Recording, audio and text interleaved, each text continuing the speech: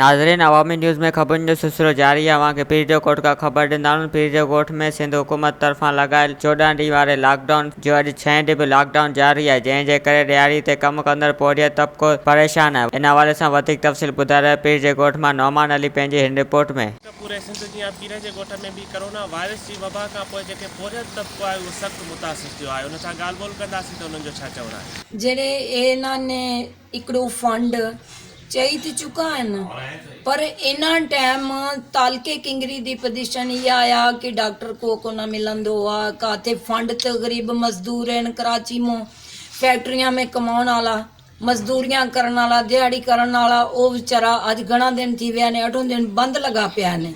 जे बाहर तो थोड़ा रोड ते तो निकलन ते उन्हां दे पुलिस दी लठ थी वसे। गरीब काथों कमाउण काथों खाण। बराए मेहरबानी करे असां दा ते इहा ही चैन होंदो मथे वालियां नूं मुराद अली शाह के कि जिहड़ी इंतजामिया ने इहा इकड़ियां टीमां ठाहियां वञनि ते जल्द तो जल्द इन्हां के इन्हां दी खिदमत करी वञे, इन्हां के खाधो पीतो पजाया वञे। ना बाबू असां वटि त अञा ताईं को न पहुतो आहे।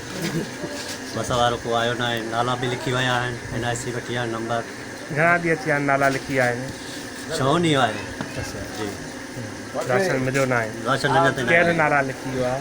ऐं डॉक्टर गुलज़ार वटि लिखिया हुआसीं असां। अच्छा, नाला बाला लिखिया अथऊं? ना लिखी विया आहिनि, पोइ हुते रवाना ॾियनि था पिया। अच्छा, पंहिंजे सरहंदी वारे माण्हू खे ॾियनि पिया? हा, ॾिठल वास्ते वारो वास्ते वारनि खे ॾियनि पिया। न असांखे कान अच्छा बि था त पंहिंजे रवाज अच्छा, सिफारिश माण्हू ॿाहिरि नगर आयो जिम जे करायो जेको चेयरमैन आहे उनखे तव्हां दरख़्वास्त वग़ैरह कई आहे, इन लाइ चवरायो आहे? सभिनी खे ख़बर आहे लॉकडाउन कयो तो होटल बंदि कया आहिनि। जाको में 8 ॾींहं थिया आहिनि, 10 ॾींहं हर को पंहिंजे घरनि में।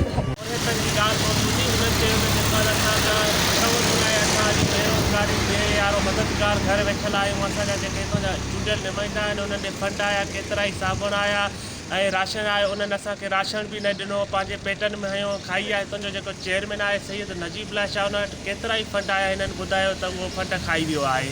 असां सिंध हुकूमत खे अपील था कयूं त फंड जेके ॾियो था उहे चेयरमैननि जे ज़रिए न ॾियो, पंहिंजे थ्रू ॾियो त वरी महिरबानी थींदी। कैमरामैन सजाद हुसैन सां गॾु नौमान, अवामी न्यूज़ पीरजोकोट। वधीक ख़बरुनि ऐं तफ़सील जे लाइ विज़िट कयो असांजी वेबसाइट awamiNewsHD.com ऐं ॾिसंदा रहो अवामी न्यूज़ HD।